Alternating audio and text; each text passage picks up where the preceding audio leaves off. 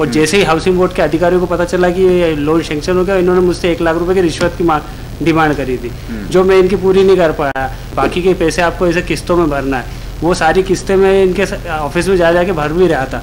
तो बैंक ने मुझे एक लेटर बनवाया था 50 रुपये का स्टाम्प पेपर, उस पर भी इन्होंने साइन करके दी मेरे को 23 तारीख के दिन। और उसके बाद 28 तारीख को इन्होंने मेरा प्लॉट बदल दिया। तो 31 तारीख की जो थी और आखिरी किस्त थी जो भरने की, वो भी भरवा ली। हाँ यस सर, ये मुझे प्लॉट नंबर 125 2020 के अंदर लॉटरी के माध्यम से खुला था, और जैसे ही मुझे लॉटरी के माध्यम से प्लॉट नंबर 125 खुला, उसके बाद में 125 2020 में खुला था प्लॉट। मुझे खुलने के बाद में जब मैं बैंक गया उसके लोन के लिए, तो बैंक वालों ने कहा था कि एक लेटर उनसे बनवा के लाओ। तो जब मैं लेटर इनसे बनवाया तो लेटर भी बना के दिया था मुझे हाउसिंग बोर्ड वालों ने, और लेटर दिए, दोनों कॉपी ले जाके बैंक में दी। तो बैंक वालों ने मुझे 20,43,000 का लोन सेंक्शन करा था प्लॉट प्लस कंस्ट्रक्शन के लिए। और जैसे ही हाउसिंग बोर्ड के अधिकारियों को पता चला कि ये लोन सेंक्शन हो गया, इन्होंने मुझसे 1 लाख रुपए की रिश्वत की डिमांड करी थी, जो मैं इनकी पूरी नहीं कर पाया। इसी बीच मुझे जो लेटर दिया था पंजीयन से स्वीकृति पत्र, उसके साथ एक पर्चा भी दिया था कि बाकी के पैसे आपको ऐसे किस्तों में भरना है। वो सारी किस्तें मैं इनके ऑफिस में जा के भर भी रहा था। आखिरी की किस्त के टाइम मैंने बैंक को बता दिया कि मेरे साथ ऐसा ये कर रहा है और मुझे परेशान कर रहा है। तो बैंक ने मुझे एक लेटर बनवाया था 50 रुपये का स्टाम्प पेपर कि ये जाके दे के आना उनसे, और उस पर साइन करवा के लाना। अगर वो ऐसा कर रहे होंगे तो पता चल जाएगा। तो उस पर भी इन्होंने साइन करके दी मेरे को 23 तारीख के दिन। और उसके बाद 28 तारीख को इन्होंने मेरा प्लॉट बदल दिया। और 31 तारीख की जो थी और आखिरी किस्त थी जो भरने की, वो भी भरवा ली। और मेरा प्लॉट बदल के मेरे को वो एक लेटर भेज दिया घर पे मुझे भी। कौन सा कर दिया बदल के? प्लॉट बदल दिया, 136 नंबर कर दिया था प्लॉट। 136 दे दिया? हाँ जी। तो मैंने उसके लिए सीएम साहब से शिकायत कर दी थी 181 पे, जिसपे मुझे 9/11/2021 को कलेक्टर ऑफिस में बुलाया गया था सीएम साहब के सामने।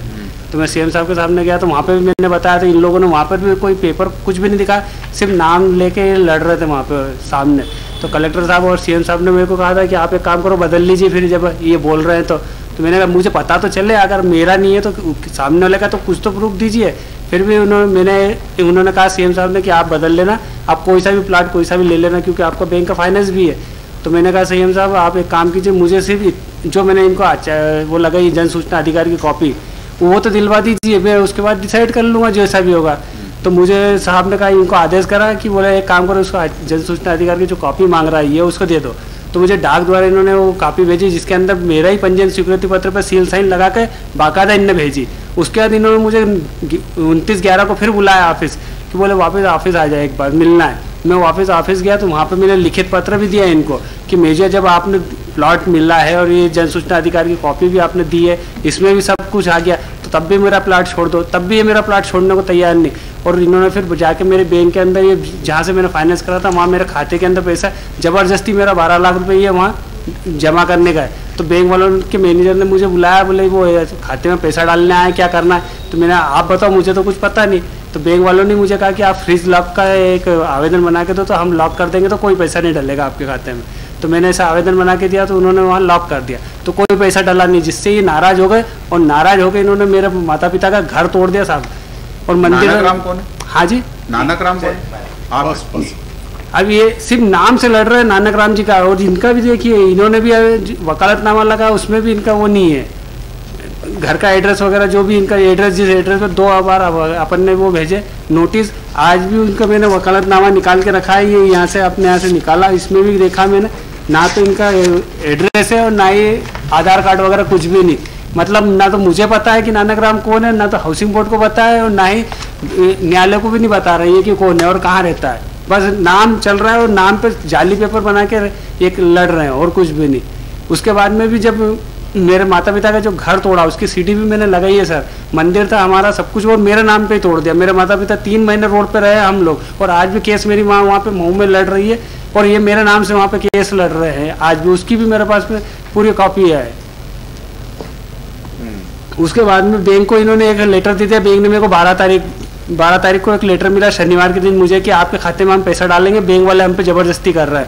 तो उसके लिए मैंने संडे के दिन जाके, शनिवार के दिन ही थाने गया कि भैया मेरे खाते में पैसे डाल रहे। थाने वाले भी रिपोर्ट लिखने को तैयार नहीं। आपके पोजीशन में कौन सा प्लॉट नंबर है? सब पोजीशन मेरे ही पास में, मेरा बोर्ड लगा हुआ उस पे इनके 125 पे। हाँ, और जो मैंने इनको नोटिस दिए थे हाउसिंग बोर्ड को, 3 नोटिस दिए लीगल, एक भी नोटिस का जवाब नहीं दिया इन्होंने। आखिरी नोटिस का अभी भी चिपका हुआ है उसके ऊपर, बोर्ड के ऊपर आज भी।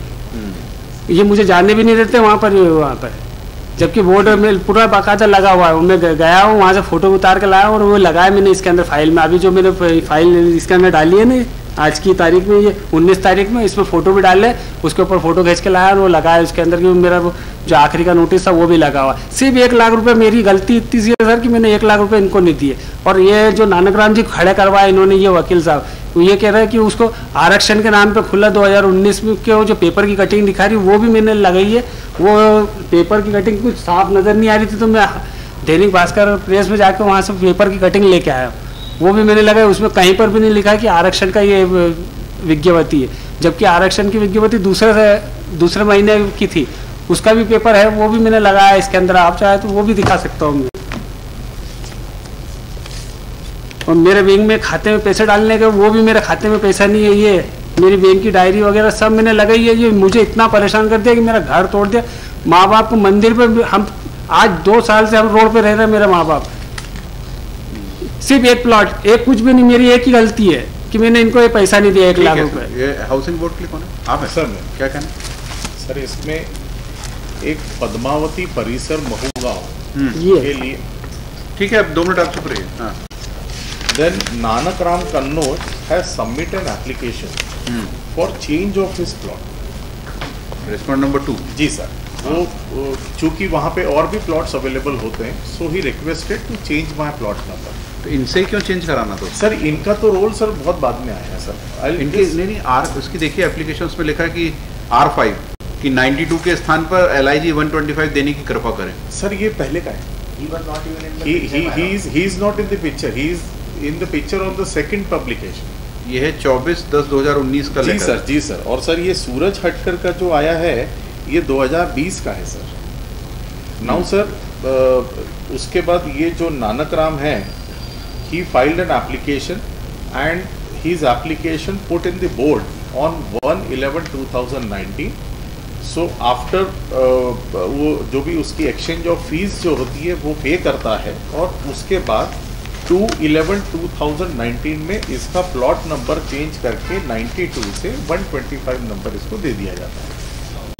ये जो कंसर्निंग जिनसे गलती हुई थी उनको, उनके खिलाफ एक्शन लिया है सर इसमें कि आप, हमसे ये गलती हुई है, हम मान रहे हैं, पर हमारे पास जो अवेलेबिलिटी ऑफ प्लॉट्स है, आप उसमें से कोई भी प्लॉट चूज कर लीजिए और ले लीजिए।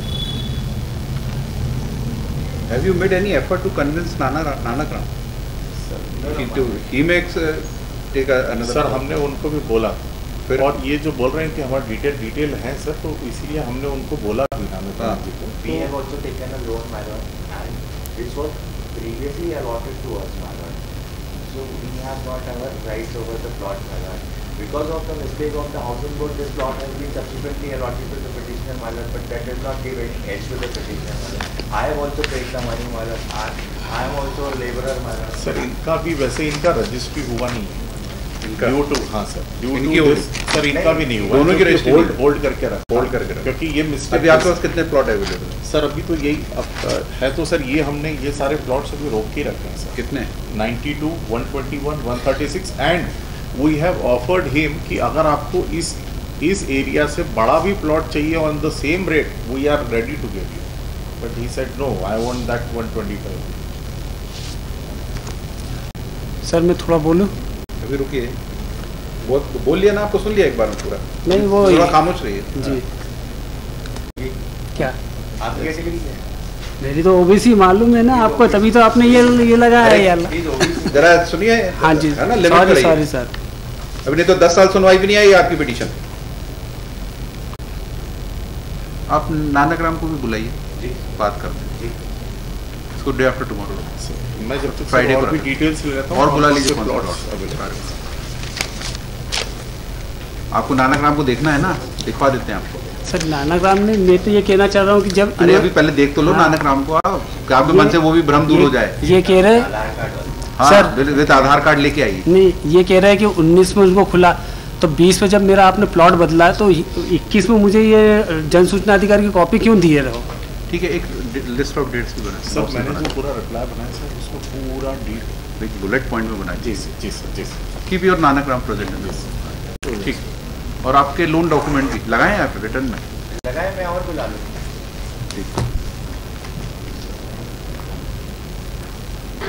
ठीक है, इसमें लिखा है गौरव Shri Pathak is also directed to